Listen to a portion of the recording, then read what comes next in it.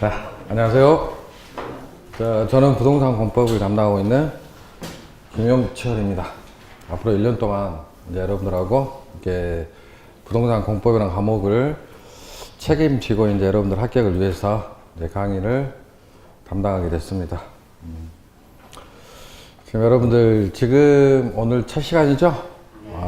이제 29회 시험이네 벌써. 29회 시험이 이제 첫날 첫 시간인데, 지금 이렇게 딱 그 가지고 있는 마음, 끝까지 시험 볼 때까지 자, 가지고 가셔야 됩니다. 이 공인중개사 시험은 한 1년 정도 착실하게 준비하면 합격할 수 있는 시험이에요. 그런데 그 준비 과정이 굉장히 어렵습니다. 많은 좌절도 할 것이고, 괜히 시작했다는 그런 후회도 많이 느낄 거예요.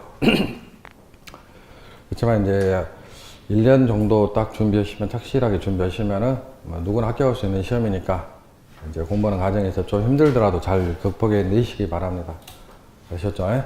그래서 지금 똘망똘망 여러분들 눈을 보니까 다시 저도 이제 책임감을 많이 느끼는데, 자, 일단은 오늘 이제 첫 시간이고, 그래서 간단하게 이제 이 과목 소개를 좀 하겠어요.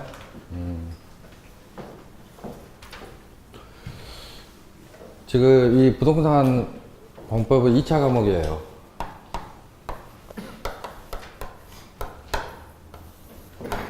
우리 공인중개사 시험은 이제 같은 날, 이렇게 좀 특이합니다. 같은 날 1차, 2차를 자, 나눠서 같은 날 시험을 보고 있는데, 1차를 합격을 해야지만이 2차가 채점이 들어갑니다. 그래서 이제 1차 과목이 두 과목, 여러분들 뭐 상담하실 때 들으셨겠지만은, 민법, 그리고 부동산 학개론, 이 두 개의 과목으로 이루어져 있고, 2차 과목이 세 과목으로 이루어져 있죠. 그래서 공인중개사법, 부동산 공법, 그다음에 이제 부동산 공시법, 세법, 이렇게 이제 세 개의 과목으로 이루어져 있는데, 뭐 1차는 이제 1차 시간에 오리엔테이션을 들으시고, 2차는 일단은 이제 1교시, 2교시로 나눠져요.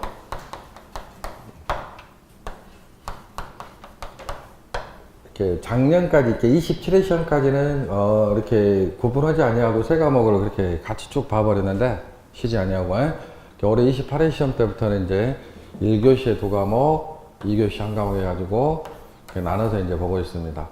그래서 이제 1교시 과목이 우리가 이제 공인중개사법, 그냥 중개법이라고 하는데, 자, 중개법, 그리고 이제 중개실무, 그리고 부동산 공법.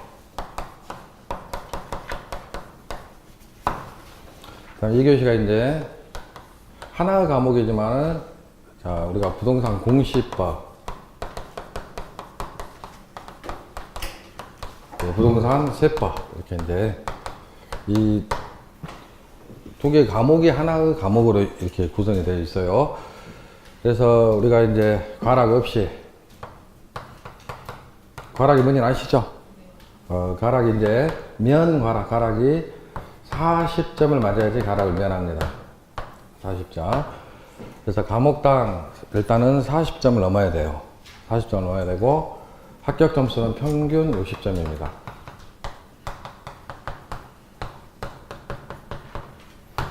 과목당 문항 수로는 우리가 이제 과목당 40문항을 시험을 보는데, 과락을 면하려면 일단 16문항을 득점을 해야 돼요. 그리고 이제 60점이 되려면 24문항을 맞아야 됩니다. 국가가 보는 모든 시험에 과락 점수를 40점으로 두고 있는 이유는, 공부를 하지 아니하고는 40점 넘을 수는 없다. 그냥 이렇게 아무 생각 없이 찍어요. 이렇게 이제 객관식 시험이니까. 그럼 재수 좋으면 37.5점까지 맞을 수가 있어요. 40점은 찍어서 맞기는 힘들다. 그래서 이제 국가가 보는 모든 시험의 과락 점수는 이제 40점. 그 다음에 이제 합격 점수는 60점입니다. 60점인데, 자, 이 합격 점수를 60점으로 두는 이유는, 적당히 공부해서는 60점이 나올 수가 없습니다. 한 50점 정도 나와요. 그래서 이제 공부를 좀 해야지만이 나올 수 있는 점수가 60점이고, 여러분들이 지금 처음 공인중개사 시험을 내가 한번 도전을 해봐야 되겠다라고 마음 먹었을 때 합격 점수가 60점이니까 60점만 맞으면은, 그래, 나 60점 정도는 맞을 수 있겠다라고 생각하지만은, 웬만큼 공부해서는 60점 나오기가 힘들어요. 열심히 하지 나올 수 있는 점수가 60점입니다. 그래서 이제 이 1차 따로 채점을 하고 1차 합격의 신문에 한해서 이제 2차 이 세 과목의 평균 60점이 돼야 됩니다. 그러면 이제 이 과목의 특성상 이 지금 가장 어렵다고 이제 판단되는 이제 과목이 제가 담당하는 부동산 공법이에요. 그래서 이제 이 부동산 공법 과목이 있고 세 과목이니까 조금 이제 요령이 좀 필요합니다. 이 첫 번째 과목인 중개법 및 실무가 좀 쉬워요. 공부하기도 좀 편하고 여기서 이제 고득점 좀 하시면 될 것 같고, 그 다음에 이제 부동산 공법, 부동산 이제 공시세법이 이렇게 이 부동산 공시법 다시 두 개의 법률로 이루어져 있는데 부동산 등기법이라는 법률하고 우리가 그냥 지적법이라고 부르는데 정확한 법 명칭은 공간정보 구축 및 관리 등이라는 법률입니다. 그래서 이제 예전에는 지적법이라는 법률이 세 개 법률 합쳐져서 이제 지금 이제 만들어졌는데 각각 3분의 1씩 출제가 됩니다. 3분의 1씩 40문항 중에서. 자, 그러기 때문에 좀 요령이 좀 필요하다. 그래서 이제 이 과목 선생님들한테 이제 설명을 드리시고, 제가 이 부동산 공법은 목표 점수를 딱 60점을 목표로 공부할 거예요. 100점짜리 강의를 하는 게 아니고 저는 60점짜리 강의를 합니다. 그래서 여기서 고득점 좀 하시면은 60점만 맞으면 나머지 과목에서도 한 60점 정도 맞으시면 충분히 합격할 수가 있다 라는 것이에요. 그래서 이제 공부하는 과정에서 지금은 내가 목표를 어떻게 할 것인지, 자, 그렇게 이제 물론 생각하고 계시겠지만은 공부하다 보면 자연스럽게 이제 중요한 과목들, 내가 좀 치중을 해야 되는 과목들이 판단이 설 거예요, 앞으로. 그래서 이제 그건 차차 이렇게 이제 공부를 하다 보면 이제 내가 어떤 식으로 준비를 해야 될 것인지 이게 이제 정리가 될 거니까 그때 이제 요령을 피워가지고 그때 이제 공부하시면 되고, 그래서 평균 60점을 맞기 위해서 이 부동산 공법 과목은 우리가 이제 목표를 60점으로 두는 것이다 라는 걸 일단은, 그래서 너무 고득점을 할 수가 없다라는 것을 일단은 명심을 좀 해주시고요.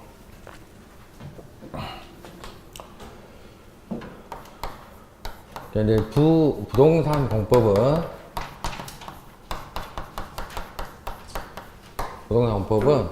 이 부동산에 대한 공적인 법들을 통칭해서 이제 부동산 공법이라고 하고, 과목 이름이에요, 과목 이름. 부동산이라는 단어하고 공법이라는 단어가 이제 합성이 돼가지고 과목 이름일 뿐이에요. 그럼 이제 부동산 하면 우리가 여러분들 다 부동산이 뭔지는 다 아시죠? 아시잖아요. 땅, 건물, 그게 부동산이에요. 그런데 이제 우리가 이제 이 지금 여러분들 공인중개사 이제 자격 시험인데요. 이 공인중개사 자격 시험은 지금 철저하게 이제 아까 1차 과목인 부동산 학개론을 제하고 나머지는 전부 법과목이에요. 그래서 이제 철저하게 이제 우리가 법적인 개념으로 접근을 해 주셔야 된다는 거예요. 근데 이거는 내가 하고 싶어서 되는 게 아니고 공부하다 보면 자연스럽게 법적인 사고력이 키워지는 것입니다. 그러니까 그대로 이제, 그러면 이제 이 부동산 하면은 움직이지 않는 재산이다. 이게 이제 우리가 쉽게 이렇게 이제 일반적으로 이렇게 이야기를 하겠지만은, 이 부동산에 대한 법적인 정의를 내려놓고 있는 것이 민법이에요, 민법. 민법 제99조에 부동산이란 토지 및 그 정착물을 말한다 라고 정의를 내려놓고 있어요. 토지하고 토지에 정착된 물건이다. 우리가 그냥 토지라고 하지 않냐, 보통 땅이라고 하잖아요. 그쵸? 그래서 이제 이 토지하고 그 다음에 이제 정착물 중에서 가장 대표적인 게 건축물입니다. 법에서는 건물이라고도 하지 않고 건축물이라고 하는 거예요. 그래서 이 부동산 공법에서 다루는 부동산은, 정착물은 이제 건축물만 다루고 있기 때문에, 자, 토지하고 건축물에 대한 공법이다. 그러면 이제 이 공법에 대비되는 개념이 사법이 되겠죠. 그쵸? 그러면 이제 이 사자가 개인사자로서, 이제 사법이라는 것은 개인 대 개인 간의 관계를 수평적인 자, 지위에서 규제를 하고 있는 법이 사법이에요. 통칭해서. 그래서 이제, 자, 여러분들 이제 우리가 이 중개사 시험에서 이제 다루는 민법이 대표적인 사법입니다. 민법이. 그러면 이제 공법은, 자, 국가가 국민들에게 수직적인 지위에서 규제를 하는 법을 통칭해서 공법이라고 하는 거예요. 그래서 이제 우리가 이제 부동산 공법을 이제 공부를 할 때는 국가의 측면에서 접근을 해야 되고, 때로는 개인인 국민의 측면에서 이제 접근해 주셔야 돼. 그래서 이제 이 국가, 물론 이제 자, 이론적으로 공법의 영향이 굉장히 넓습니다. 국가 대 국가 관계를 비율하는 국제법이라는 법도 있죠. 그것도 공법의 영역에 속하고, 그 다음에 우리가 이제 예를 들어서 뭐 재판하다 보면 뭐 소송 관계에 관련된 것들, 그것들도 전부 자, 공법 영역에 속하는데, 이 공법 영역 중에서 우리가 다루는 것은 이 국가가 국민들에게 수직적인 지위에서 이렇게 규제를 하는 법들을 우리가 행정법이라고 하는 겁니다. 행정에 대한 법이에요. 행정에 대한 법. 그래서 이 부동산 공법에서 다루는 법률들은 자, 행정법을 다루고 있는 거예요. 행정법을. 그래서 우리가 이제 이 행정에 대한 법을 공부를 하는 것입니다. 그러면 지금 대한민국에서 시행되는 행정에 대한 법이 한 3,000개 돼요. 3,000개. 근데 그 중에서 이 부동산에 관련된 행정에 대한 법이 한 200개 정도 됩니다. 그럼 그걸 모두 공부하는 게 아니고, 그 중에서 이 공인중개사 앞으로 이제 자격증을 취득을 하고 나가서 이제 다루게 될, 그러면 한 요 정도는 알고 있어야 되지 않겠느냐 해서 시험 과목으로 이 행정법 이 한 200개 중에서 딱 6개만 우리가 시험 공부를 하는 거예요. 6개만. 그러면 이제 다시 한번 정의를 내려오면, 부동산 공법은 자, 토지 건축물에 관한 200여 개 행정법 중에서 6개의 법률로 이루어진 과목 이름이에요. 아셨죠? 그러면 이제 그 6개 법률이 어떤 법률로 이루어져 있는지를 보도록 합시다. 그래서 여러분들 교재를 받으셨으니까 뭐 쓸 필요는 없고,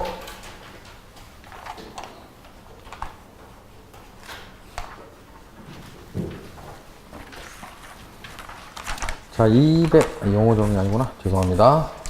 292페이지를 봐보시면, 자, 2번에 봐보시면 부동산 공법의 구성 법률 해가지고 나와 있죠? 그래서 토지, 그리고 이제 건축물 이렇게 나누고, 토지에 대한 법이 4개, 건축물에 대한 법이 2개가 이렇게 있어요.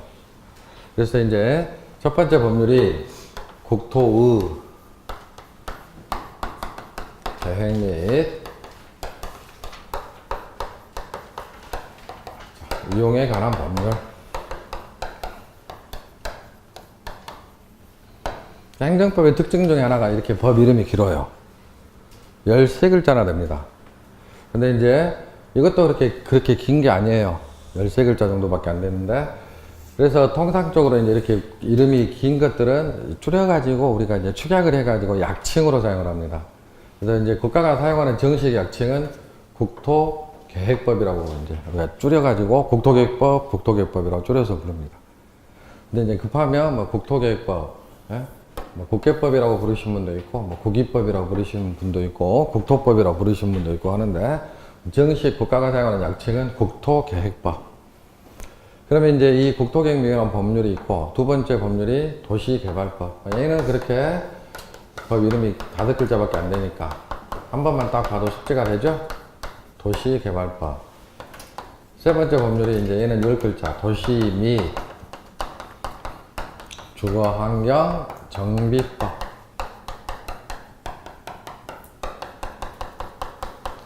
그 다음에 이제 우리 4번째가 건축법. 5번째가 주택법. 6번째는 농지법. 이렇게 순서가 되어 있는데, 이렇게 이제 이 순서대로 이제 공부를 할 거예요. 농지법까지. 그러면 이제 뭐 이렇게 분류를 해놨는데, 이 건축법하고 주택법은 요 2개는 건축물에 대한 법이고 나머지는 토지에 대한 법이다. 뭐 요 정도는 구별할 수 있겠죠. 그러면 이제 이 두 개 법률만 이름이 좀 길 뿐이 나머지 이렇게 법 이름이 길지 않으니까 그 숙제는 오래 걸리지는 않을 것이고.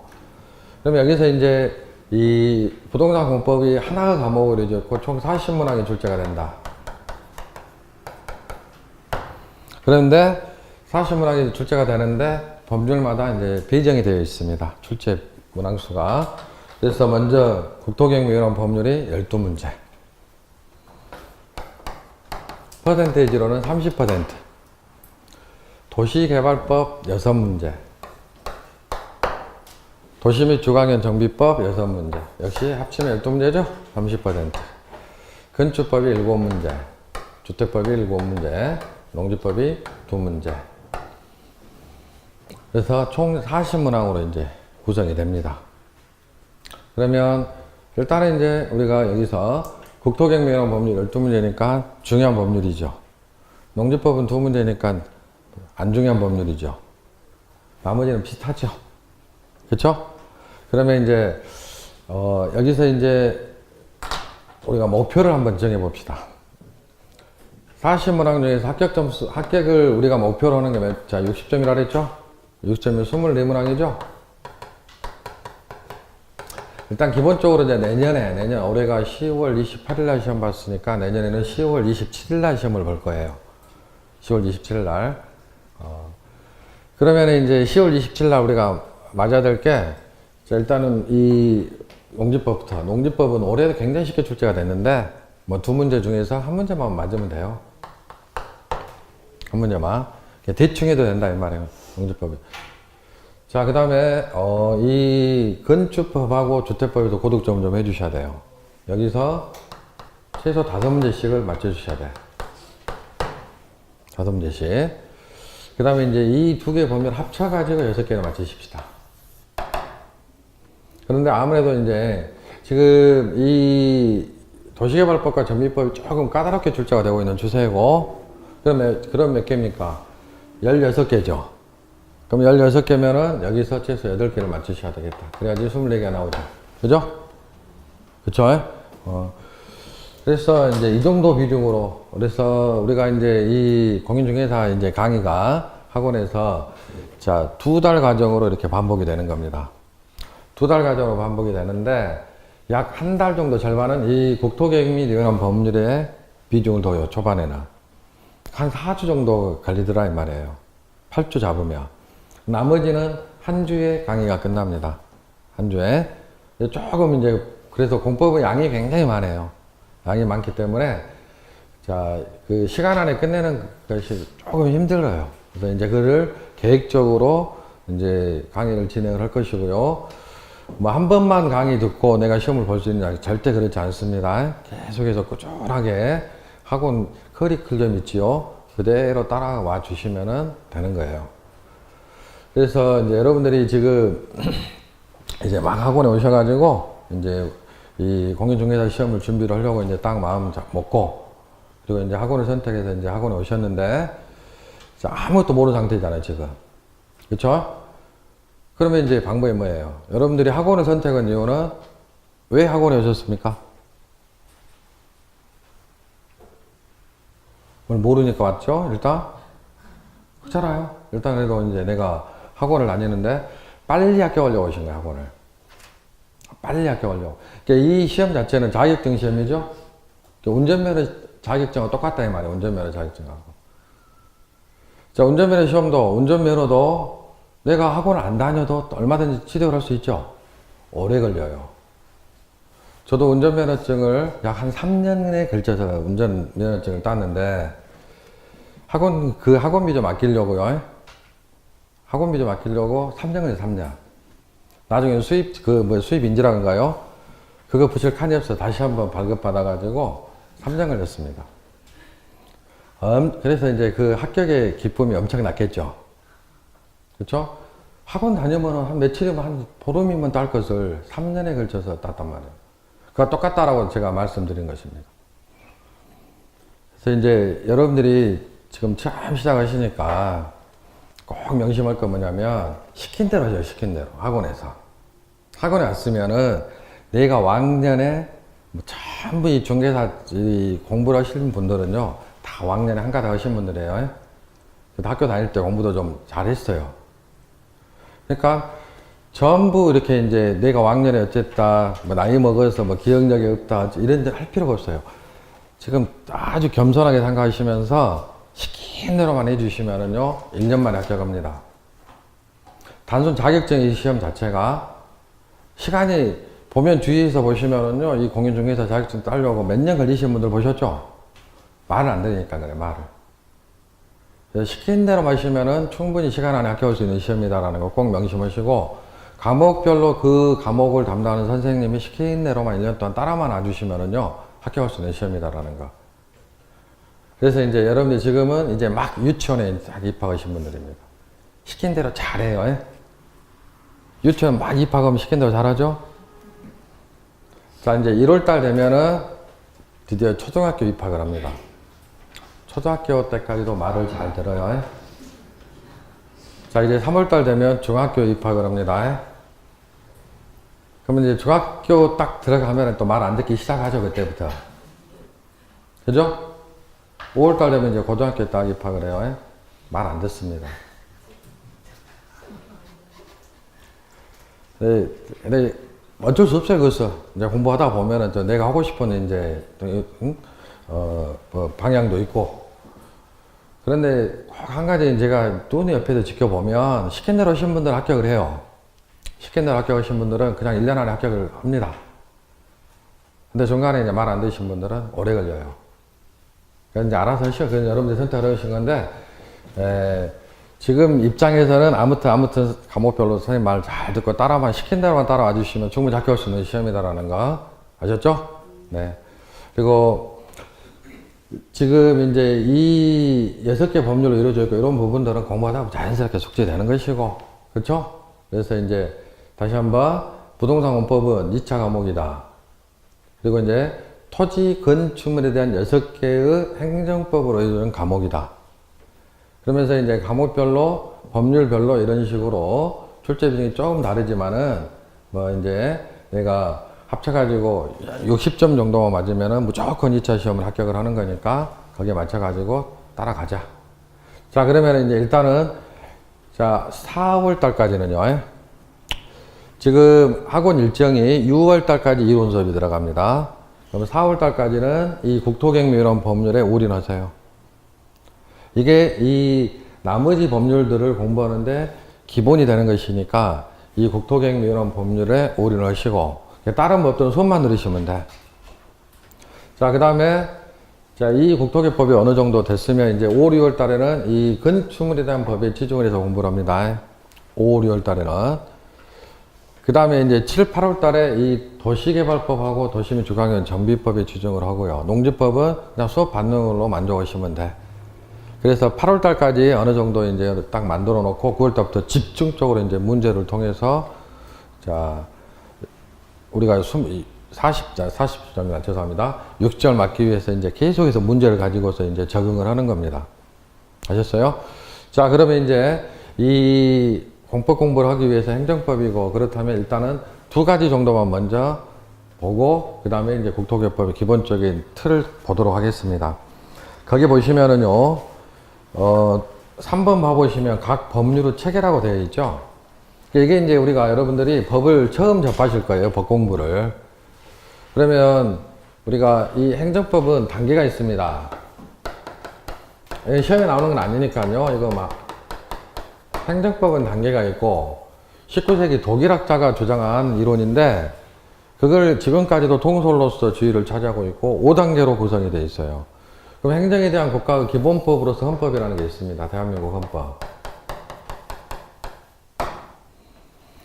자, 그리고 이 헌법 정신을 벗어나지 않는 범위 내에서 구체적으로 행정에 대한 이제 내용으로서 법을 만드는데 우리나라에서 입법기관이 국회죠, 국회.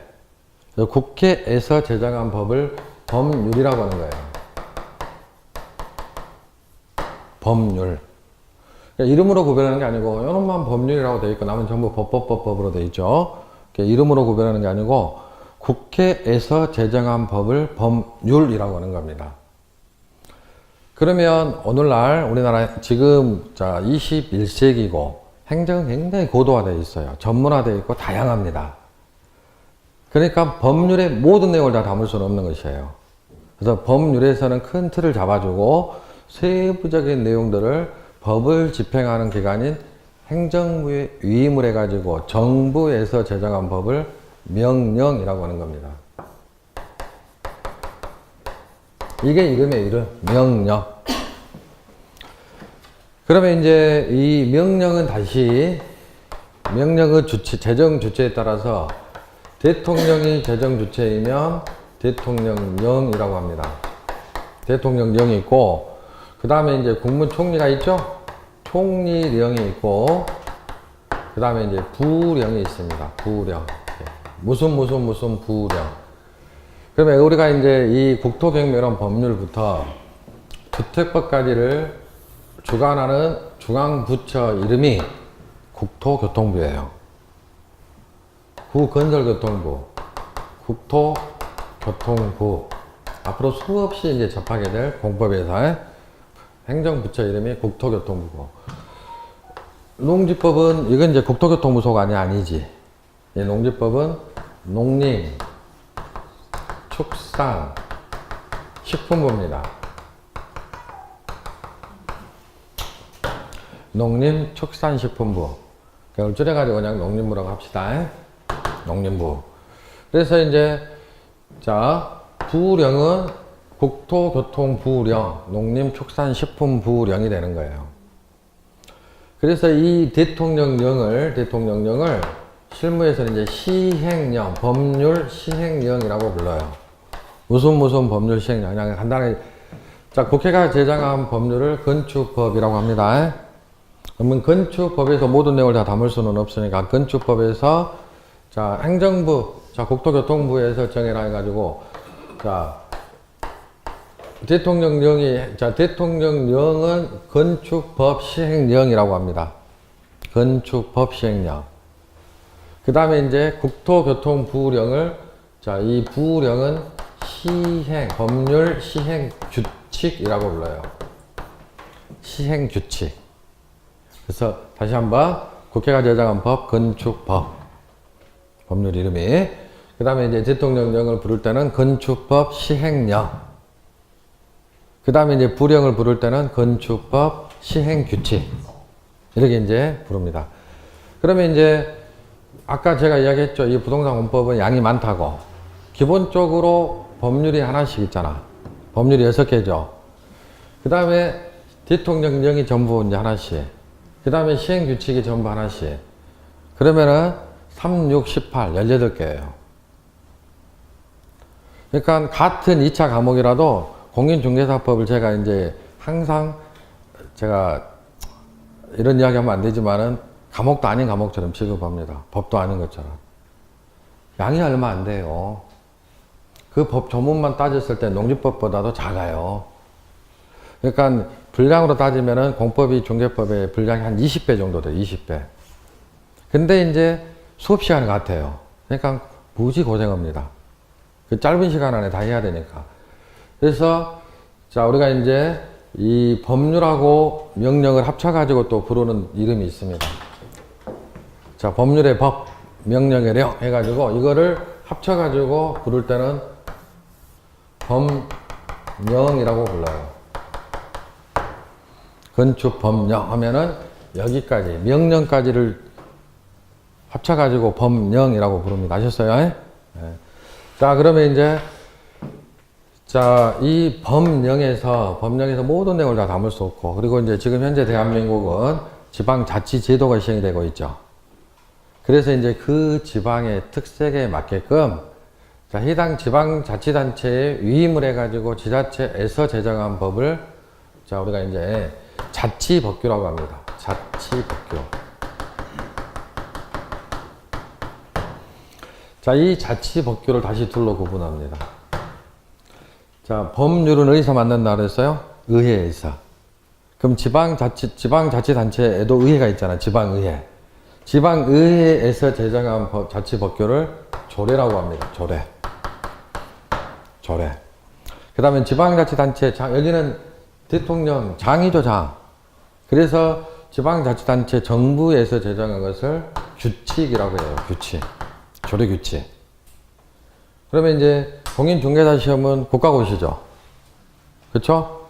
그래서 이제 우리가 이렇게 5단계로 구성이 되어 있는데, 5단계로 구성이 되어 있는데, 헌법은 시험 범위가 아닙니다. 자치법규도 시험 범위가 아니에요. 국가가 주관하는 시험이니까. 그렇다면 이제 시험 범위는 법령이 시험 범위인 거예요. 법령. 법령만 따져도 3, 6, 18, 18개 다 그랬죠? 양이 많다. 그래서 철저하게 이제 공부를 하실 때, 지금은 사실은 문제가 어쩔 수 없지만은 일단은 법률을 위주로 이제 공부를 하다가 중간중간에 이제 법률을 가지고는 공부가 안 돼요. 그래서 이제 대통령령을 공부를 해야 됩니다. 대통령령에서 규정한 세부적인 내용을 봐야 될 거 아닙니까? 그런데 사실은, 그리고 지금 아까도 얘기했지만 이 6개 법률의 총리소관은 없어요. 총리령이라는 건 존재하지 않습니다. 그러면 이제 대통령령하고 부령인데 대통령령은 약 90%는 볼 거예요. 그 다음에 이제 부령은 한 10% 정도만 볼 겁니다. 거의 안 한다고 보시면 돼, 부령 공부는. 여기까지 할 여력이 안 된다. 우리가 능력이 안 돼요, 능력이. 자, 그래서, 자, 이거를 이제 구별을 할 때, 우리가 이제 법을 구별을 좀 해야 되는데, 우리가 이제 교재를 보다 보면, 지금 이건 인문서다 보니까 굉장히 축약을 해놨습니다. 이거 가지고 공부를 못 해요, 사실은. 그러니까 이제, 이거는 강의를 하기 위해서 11월, 12월 인문과정 강의를 하기 위해서 만든 교재이기 때문에, 이제 1월 달에 본 교재가 나올 겁니다. 그때 본 교재 보시면은요, 이제 법률이냐 대통령령이냐 부령이냐를 구별해야 될 거 아니에요, 우리가. 법 전문인데 전부 다. 그러면 이제 법률은 앞에 법이라고 딱 표시가 돼요. 가로 쳐지고 법 조문이 딱 명시되면서 맨 앞에 법이라고 딱 표시가 돼요. 그 다음에 이제 법률을 우리가 이제 법을 기술할 때는 일단 조로 먼저 1조, 2조, 3조, 4조 조로 먼저 이렇게 딱 구별을 먼저 합니다. 그 다음에 이제 항, 그 다음에 호, 목 이렇게 이제 자, 기술을 하는 거예요. 그러니까 이제 예를 들어서 건축법 제1조 1항, 2항, 3항, 4항, 건축법 제1조 1항, 2항, 3항, 4항 이런 식으로 1호. 그 다음에 이제 목은 가나다라로 이렇게 이제 가목, 나목, 다목 이런 식으로 이렇게 이제 서술을 하는 겁니다. 법서술을 할 때. 그러면 이제 자, 맨 앞에 법이라고 이렇게 딱 표시가 되어 있으면은 이거는 국회가 정한 법률이구나 이렇게 보시면 되고, 대통령령은 가로 열고 앞에 0이라고 표시가 돼요. 0. 그래서 이제 0, 1조 똑같아요. 1조 1항 1호 가나다라 뭐 이런 식으로. 그 다음에 이제 시행규칙은 앞에 규칙이라고 이렇게 이제 딱 표시가 돼요. 규칙. 그러면 이제 자, 다시 한번 규칙은 포기하자. 규칙은 포기하자. 시험에 나오면 자, 우리 목표 몇 점? 60점이라 그랬죠? 제가 앞으로 이제 수업하다가 이제 에이, 이건 찍으면 되지 이런 식으로 표현을 많이 할 거예요. 다 안고 갈 수가 없어요. 실제 시험장에 가서 시험 볼 때도 올해도 그런 문제가 이제 몇 문제가 나왔습니다만은 보도도 또 못한 질문들이 나오는 거예요. 그건 포기를 할 수밖에 없어요. 여기의 내용이니까. 그런 것까지 다 우리가 안고 할 수는 없고 60점만 맞으면 된다. 자, 다시 한번 60점 몇 개 맞아야 됩니까? 24개를 맞아야 되죠? 16개나 틀려도 됩니다. 24개를 맞아야 된다. 한편 또 다른 쪽 생각하면 16개나 틀려도 돼요. 그러니까 너무 조급하게 생각하지 마시고, 자, 그러면 보세요. 자, 이처럼 이제 시행규칙은 하지 않겠다. 그리고 교재에도 거의 없죠, 규칙은. 아예 수록을 해놓지 않습니다. 그러니까 보도도 또 못한 문제가 나온다는 것은 바로 그 의미예요. 이걸 찾아서 공부할 수는 없으니까. 그러니까 우리가 이제 일단은 예전에는 대통령령도 한 50%밖에 안 했었는데 점점 출제 비중이 늘어나기 때문에 이제는 대통령령은 거의 다 볼 것입니다만은 그래서 교재 중심으로 해가지고 나온 부분들을 볼 거예요. 아셨어요? 자, 그러면 이제 법이 행정법입니다. 민법은 이렇게 되어 있지 않아요? 아셨어요? 그래서 이제 행정법이 이렇게 5단계로 구성이 되어 있는데 가끔 이제 뭐 조례에서 정한 바에 한다 이런 식으로 나오면은 이제 언급은 되지만 구체적인 내용까지는 우리가 알 필요 없는 거예요. 시험 보고 나서 나중에 여러분들이 공인중개사 되신 다음에 그 다음에 이제 현장에서 실무하실 때 구체적인 내용들 그건 차차 이제 하나씩 말씀드리겠습니다. 별거 없죠? 별거 없죠? 법이 어떻게 이루어져 있는지는 대충은 이제 감은 잡으셨죠? 자, 그러면 이제 여기까지. 그 다음에 이제 하나가, 행정조직의 체계를 좀 아셔야 되는데, 다 아는 내용이에요. 사실은. 아는 내용인데, 이게 1년 내 발목을 잡는다. 이거를 깨우치셔야 되는데, 자, 행정조직의 체계. 그래서, 행정주체라고 이제, 항상 이렇게 이제 우리가 법률 용어가 나오는데, 차차 익숙해지실 겁니다. 행정법 관계에서 법률행위 주체입니다. 그러면 행정주체가 있고, 이 행정주체의 의사를 결정을 해서 대외적으로 표시할 수 있는 권한을 가진 기관을 행정청이라고 합니다. 행정청.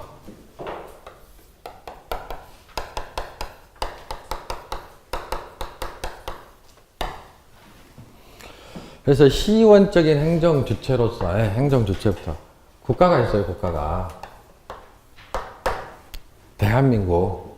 대한민국이 국가예요. 행정주체입니다. 그러면 이제 이 국가의 권력을 자 전례를 받아가지고 자 지방자치단체가 있는데 행정주체는 이제 국가만 있는 건 아니에요.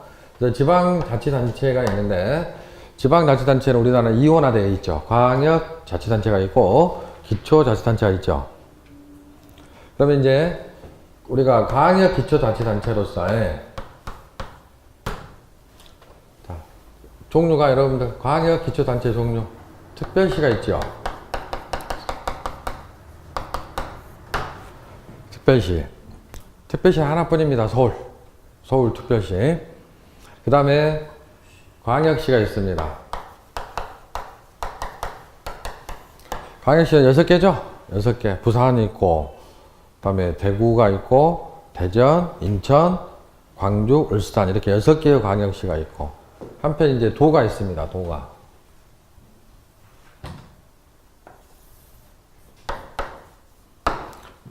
자, 몇 도입니까?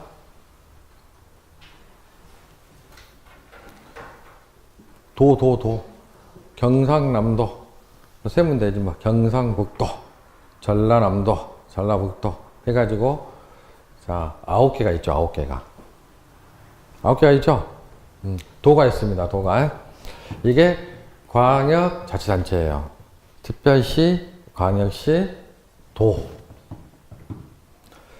자, 그런데 지금 현재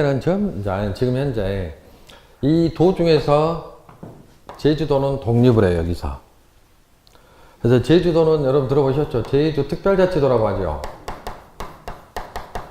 한 10여 년 전에 제주도가 대한민국 홍콩처럼 만들겠다라는 포부하에 제주도를 특별자치도로 이렇게 이제 분리를 합니다. 그러면서 법적 지위는 여전히 광역자치단체예요. 그래서 제주도는 여기 도가 아닙니다. 이제부터는. 아셨어요? 도가, 그러니까 제가 아까 9도라 그랬나요? 이제는 8도가 되는 거예요. 8도. 제주도는 여기서 빠집니다. 별도예요. 그래서 특별자치도고. 그리고 벌써 5, 6년 됐는데, 지금 세종시가 새로 만들어졌죠.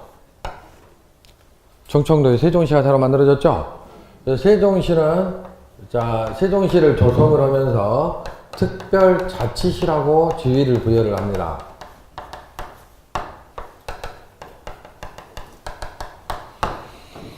세종시를 만들면서 세종시는 인구 그렇게 많지는 않지만은 지금 그래도 많이 이제 커져가지고 한 30만 가까이 육박을 하고 있는데 광역자치단체로서 지위를 부여하고 있어요.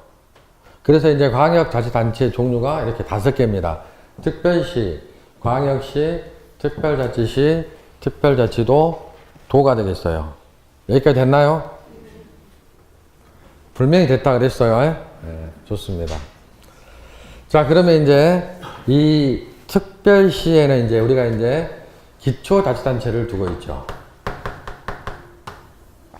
그러면 특별시 서울에는 이제 서울특별시에는 구가 있죠. 구가. 25개 구가 있어요. 특별히 뭐 서울특별시 강남구, 뭐 서초구, 그쵸? 이렇게 이제 구가 있고, 광역시에도 구가 있죠. 부산광역시 해운대구. 그런데 광역시에는 구가 못된 군이 있습니다. 딱 5개 뿐이에요. 예를 들어서 부산에 기장군 있죠, 기장군. 경상남도 기장군이 아니고 부산광역시 기장군이죠. 보통 우리가 이제 광역시를 만들 때, 광역시로, 울산도 광역시 되기 전에 경상남도 울산시에서 광역시로 만들면서 울주군을 편입을 딱 했잖아. 그렇죠? 울산시로 편입을 하는데, 그러면서 이제 그 울주군은 그대로 군으로 두고 있어요. 인구가 안 되니까. 그러니까 이처럼 광역시지만은 구가 아니고 군으로 두고 있는 데가 딱 5군데, 대한민국에. 인천이 2개가 있습니다. 강화군이 있고 옹진군이 있어요. 우리가 강화도 그런 부른 데가 강화군이에요. 그런데 행정력상 경기도 강화군이 아니고 인천광역시 강화군입니다. 그래서 인천에 2개, 울산 울주군, 그 다음에 부산의 기장군, 그 다음에 대구의 달성군, 딱 5개가 있어요. 됐죠? 그 다음에 이제 이 특별 세종시에는 자치단체가 없습니다. 제주도에도 없습니다. 다만 제주도에도 제주시도 있고 서귀포시도 있잖아요. 그쵸? 제주시, 서귀포시가 있는데 예전에 이 도였을 당시에는 제주시, 서귀포시는 자치단체였습니다. 그런데 특별자치도로 만들면서 성질을 바꿔. 그래가지고 그냥 행정시예요, 행정시. 행정을 위해서 그냥 나눈 것 뿐이지 걔네들은 자치단체가 아닙니다. 자, 그 다음에 이제 도 밑에는 시가 있고 군이 있죠. 진주는 여기에 해당이 되지. 대한민국 경상남도 진주시가 되죠. 그쵸? 자, 그래서 이제 이와 같이 자치단체가 이원화가 되어 있다.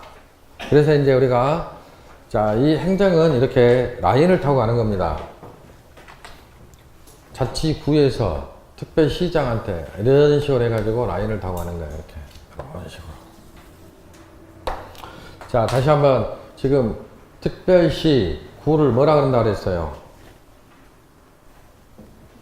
행정주체라고 한다 그랬죠? 대한민국 행정주체다 이 말, 대한민국. 아셨어요? 그러면 이제 이 행정주체의 의사를 결정을 해서 대외적으로 표시할 수 있는 권한을 가진 기관은 뭐라고 한다 그랬어요? 행정청이라고 한다 그랬죠? 행정청. 그러면 이제 국가 의사를 결정해서 대외적으로 표시할 수 있는 기관이 대통령이냐? 대통령이 아니고 각 부장관이 됩니다. 각 부장관님이 행정청이에요. 중앙행정기관의 장이라고 하는데요. 자, 그러면 이제 우리가 우리가 앞으로 공부하게 될 6개의 법률에서 농지법을 제외하고는 조무부서가 국토교통부라 그랬죠? 그러면 이제 행정청은 누가 되는 거예요? 국토교통부 장관이 되겠죠?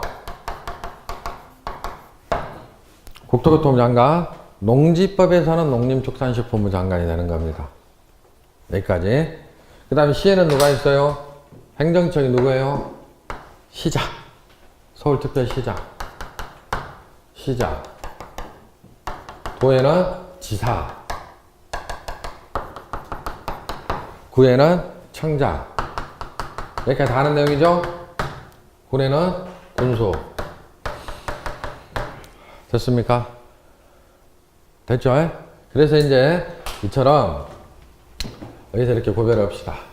이렇게 구별을 해가지고 자, 밑에 있으니까 하급 행정처, 하급 행정처, 하급처. 위에 있으니까 상급청. 됐습니까?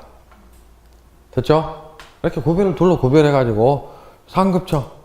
그러면 여기서 특별시장, 광역시장, 특별자치시장, 특별자치도지사, 도지사 이렇게 쭉 연결을 하게 되면 광역자치단체, 지금 이 법은 대한민국 모든 곳에 적용이 되잖아요. 법률은. 그쵸? 그러니까 이제 특별시, 광역시, 특별자치시, 특별자치도, 도를 이렇게 쭉 연결하면 너무 길어요. 그러니까 이거를 줄여가지고 이제 칭하는데 시도라고 이제 줄여서 부르죠. 시도. 시도. 그러면 여기서 이제 시가 의미하는 것은 특별시, 광역시, 특별자치시, 도가 의미하는 것은 특별자치도 도까지 의미하죠? 시도가 몇 개입니까? 짜증나죠? 시험보면 되지. 17개, 17개. 하나, 6개. 하나, 8개. 그러니까 총 17개의 시도가 되는 거예요.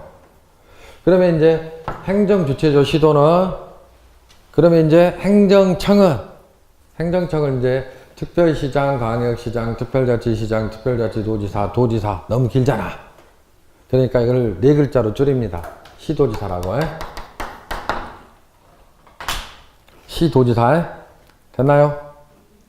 시도지사 하면은 17번을 다 합쳐가지고 시도지사라고 불러요. 대한민국에서 시도지사 그러면은 17명을 딱 합쳐가지고 시도지사. 그 다음에 얘네들은 뭐 줄일 건 없어요. 시장, 군수, 구청장 그냥 시, 군, 구청장 한 150명 됩니다. 한 250명 정도 돼요. 250명. 그러니까 이제 보세요. 국가가 자, 이 기초자치단체를 직접 상대를 하겠어요? 안 하겠어요? 안 하겠죠? 그러면 이제 어떤 일을 할 때는 단계가 있다. 구청장은 특별시장 거쳐서 국가로 가는 것이고, 다시 위에서 내려올 때도 반대로 국가가, 예를 들어서 국토교통부 장관이 뭐를 하다 할 때는 특별시장한테 보내면 특별시장이 구청장한테 내려보내는 것이다. 됐죠?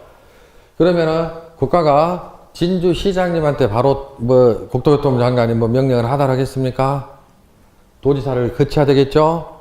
그러면 이제 진주시장님이 어떤 의사결정을 하고자 합니다. 통제를 받아야 돼요. 도를 두는 이유가 뭐예요? 시군을 통제하려고.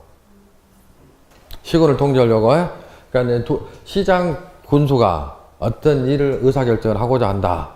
그랬을 때는 도의 통제를 받아요. 도지사가 통제를 하는 거예요. 도지사 거쳐서 중앙정부로 가는 겁니다. 특별시장하고 진주시장하고 관계가 있어요, 없어요? 아무 관계가 없어요. 자, 이런 식으로 하는 것이다 라는 것만 딱 해두시고, 자, 그러면 여기서 이제 하나 더. 이 시 중에서 특별한 시가 이제 나옵니다. 대도시라는 개념이 있어요. 대도시.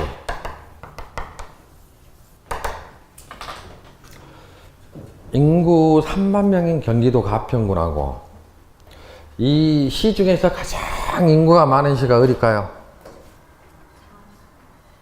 시 중에서 인구가 가장 많은 시는 경기도 수원시예요. 130만 정도 됩니다. 오히려 우리가 울산 광역시 인구가 한 125만 정도 될 거예요. 수원시 인구가 더 많아요. 그럼 인구 3만 명인 경기도 가평군하고 130만인 수원시하고 똑같이 취급하기는 그렇죠. 그래서 분명히 이렇게 도지사가 통제를 받아요. 경기도 수원시장도. 그런데 이처럼 똑같이 3만 명이 군하고 130만인 시하고 똑같이 취급할 수는 없는 노릇이니까, 자, 50만 명을 기준으로 해요. 50만 명, 인구 50만 명. 50만 명을 기준으로 해가지고 50만을 넘는 도시를 대도시라고 불러요. 이게 법적 개념이에요, 법적 개념. 지방자치법에서 그렇게 딱 구분을 합니다. 그래서 이제 이 대도시는 소속은 불명이 돕니다. 소속은 불명이 도인데, 어떤 의사결정을 할 때, 이 도지사의 통제를 받지 않고, 직접 의사결정을 하게끔 하기 위해서 만든 도시 개념이 대도시예요. 대도시가 이제 딱 12개가 있습니다. 경상도에는 창원시가 있죠. 또 포항시가 있고, 전라도에는 전주시가 있고, 충청도에 청주시가 있고, 그 다음에 천안시가 있고, 남은 전부 이제 경기도가 있습니다. 그래서 이제, 자, 앞으로 이제 대도시라는 개념이 딱 나오면, 다 이거 하나, 대도시는 소속은 분명히 도 소속이에요. 경상남도 창원시. 그런데 경상남도 도지사의 통제를 받지 아니하고 창원시장이 직접 의사결정하는 경우가 많다. 대도시가 딱 법에 규정이 되어 있으면 대도시장은 도 통제 받지 않는다. 이렇게 보시면 돼. 그거 하나만 좀 잡아주시면 돼요. 자, 다시 한번 하나만. 대도시 시장님은 시도지사에 포함이 됩니까? 안 됩니까? 안 되지. 포함이. 대도시 시장님은 여기다니까? 대도시 시장은 그냥 시장일 뿐이에요. 시도지사의 시는 어떤 시장을 말한다 그랬어요? 특별시장, 광역시장, 특별자치시장. 이 부분을 의미하는 것이지 대도시장은 시도지사에 포함이 된다 안 된다? 안 됩니다. 안 돼요. 됐습니까? 자, 그래서 이제 요게 여러분들 정리가 안 되면 와서 좀 물어봐요. 지금 이제 이렇게 설명을 드렸습니다. 또 1월 달에 다시 한번 설명드릴 거예요. 공부하다 보면은 어쩔 때는 국토교통부 장관, 어쩔 때는 시도지사, 시장군수구청장. 지금 우리가 공부하는 법이 전부 행정법이라 그랬죠. 그러니까 행정법이니까 이제 이 의사 결정하는 자를 먼저 딱 정해놓는 거예요. 이 일은 누가 하는 것이다. 그러면서 이제 그걸 기계적으로 암기하려고 들지 마시고, 외우려고 들지 마시고, 아주 중요한 의사 결정은 누가 할까요? 위에 하겠죠. 그렇죠? 그러니까 이제 어떤, 예를 들어서 구역 등을 지정을 한다던가, 뭐 이런, 그쵸? 어떤 승인을 한다던가, 요런 이제 의사결정은 상급청에서 하는 겁니다. 이게 상급청이면 누가 상급청이에요? 시도지사가. 근데 이 일은 아주 중요한 일이어가지고 중앙정부에서 직접 해야 되겠다. 그러면 장관님이 하는 거예요. 아셨어요? 주로 누가 하는데, 시도지사가 의사결정을 하는데, 이게 중앙정부 일이다라고 했을 때는 지금 대한민국은 지방자치제도가 시행이 되고 있지만 여전히 중앙정부 권한이 막강한 나라당 항상 머릿속에 담아두시고, 이게 중앙정부 일이냐? 아니냐? 이렇게 이제 구별했는데, 중요한 의사결정은 주로 시도지사가 할 것이고, 그 다음에 이제 우리가 흔히 민원이라고 이야기하잖아. 그래서 각종 인허가라고 하죠. 허가 이렇게 하면은 주로 시장군수구청장이 권한으로 규정을 해놓고 있는 거예요. 그리고 항상 명심할 것은 우리가 이제 유명한 법 격언이 있습니다. 예외 없는 법은 없다. 우리 일상적으로도 많이 사용하죠. 예외 없는 법은 없다. 그러니까 항상 원칙을 딱 정해놓고 거기에 따라서 이제 여러 가지 예상할 수가 있잖아요. 예외 규정을 두고 있는 것이에요. 항상 원칙과 예외를 구별을 해야 돼요. 자, 보십시다. 딱 하나만 하고 시게요. 지겹습니까? 첫날 첫 시간인데 어째요? 할만해요? 아니, 시작도 안 했는데. 본격적으로 시작도 안 했는데 이 정도 받아들이겠어요?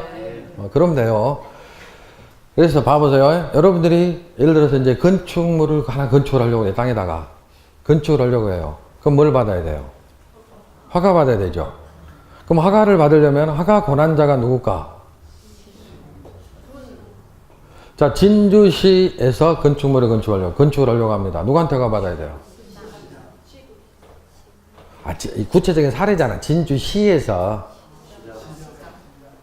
앞에 누구 시장? 진주시장한테 허가를 받으러 가야 될 거 아닙니까? 그게 법으로 정해놨거든요. 건축허가는 자, 시장군수구청장한테 허가를 받아라. 서울특별시 강남구 역삼동에다가 건물 하나 건축하려고 합니다. 누구한테 허가 받아야 돼요? 1번 서울시장, 2번 강남구청장. 그렇지. 구청장. 이렇게 되어 있는 거거든요. 그런데 예외는 있어요. 서울시에서 기준은 이제 딱 기준을 딱 정해놔. 법에 21층을 딱 기준을 정해놔요. 21층 이상의 건물을 건축할 때는 구청장한테 허가 받지 말고 시장한테 허가를 받아라. 이런 식으로. 원칙을 딱 정해놓고 이런 식으로 예외를 딱 규정을 해놓고 있는 겁니다. 그게 수없이 많아요. 그러니까 힘든 거예요. 그걸 다 우리가 이제 다 외우려고 되니까. 일단 기본 틀 요거를 잘 잡아. 이게 굉장히 중요해요. 아까 법책에는 아무 의미도 없어요. 그랬어요. 하다 보면 자연스럽게 숙지되는 것이니까. 근데 요 부분들은 여러분들이 다시 한번 우리가 이제 앞으로 축제해야 될 게 행정청. 이게 중앙정부 일이냐? 아니면은 이런 식으로 딱 해가지고 자, 그리고 이제 하나만 더 하고, 자꾸 하는데, 자, 하나만 더. 우리가 이제 공부하는 법률의 대표적인 법률이 국토계획 및 위헌 법률이고요. 이거는 법의 이름은 국토계획 및 위헌 법률이지만은 하나의 도시 단위의 법이에요. 도시. 자, 그러면 이제 우리가 여기서 하나 더 도시라고 부르는 곳이요. 자, 서울특별시, 하나가 도시, 6개 광역시, 세종시, 제주도. 제주도는 도지만은 도시로 취급해요. 하나가 도시로. 도는 도시가 아니에요. 도 밑에 있는 시하고 군이 도시예요. 아셨어요? 군도 도시예요. 예? 자, 군은 도시가 아니에요. 예? 아셨어요? 그럼 도시 종류는 6개입니다. 예? 특별시, 광역시, 특별자치시, 특별자치도, 시, 군. 아셨어요? 대도시는 그냥 시예요. 아셨습니까? 헷갈립니까? 자, 일단은 그래서 지금 이제 인문서에도 공법의 의, 뭐 구성법 안 읽어도 돼요. 괜히 머리 아프니까 읽지 마시고 읽을 필요 없으니까. 자, 다시 한번 정리하고 쉽시다. 부동산 공법은 2차 과목입니다. 목표 점수는 몇 점? 60점만 맞으면 된다. 60점 이상 맞지 마셔요. 60점만 맞으면 됩니다. 학교는 아무 지장 없으니까. 그리고 자, 부동산 공법은 토지 건축물에 대한 6개의 법률로 이루어진 과목이다. 과목 명칭의 과목 명칭. 행정법은 5단계로 구성이 되어 있다. 그래서 국가 최고법으로서 헌법이 있고, 국회가 제정한 법률이 있고, 법률에서 위임을 받아 제정한 명령이 있고, 법률하고 명령 합쳐서 법령이라고 부른다 그랬죠. 법령에서 위임을 받아서 지방자치단체에서 제정한 자치법규로서 조례하고 규칙이 있다. 시험법에는 법령만 시험법입니다. 됐죠? 자, 그 다음에 자, 이 행정조직의 체계에서 시원적인 행정주체로서 국가가 있고, 국가로부터 권력을 전례받은 지방자치단체가 있다. 지방자치단체는 이원화되어 있고, 그래서 광역자치단체, 기초자치단체로 구성이 되어 있다. 광역자치단체 종류는 특별시, 광역시, 특별자치시, 특별자치도, 그 다음에 도. 기초자치 종류에는 구, 시, 군이 있다. 됐죠? 그 다음에 이 행정주체의 의사를 결정을 해서 대외적으로 표시할 수 있는 권한을 가진 기관을 행정청이라고 하고, 행정법은 이 행정청의 권한을 정해주는 것이다. 자기 권한만 행사하지 자기 권한을 아닌 권한 행사한 것은 그거는 권한 남용이 되겠죠? 됐습니다. 그러면 이제 여기까지 기본적으로 이제 우리가 항상 공법 공부할 때 먼저 숙지해야 될 것이고, 다시 한번 거듭 말씀드려요. 이 부분 이해가 안 되신 분들은 이해를 하셔야 돼. 이해하신 다음에 잘 이해가 안 된다 와서 좀 물어보셔라 이 말이에요.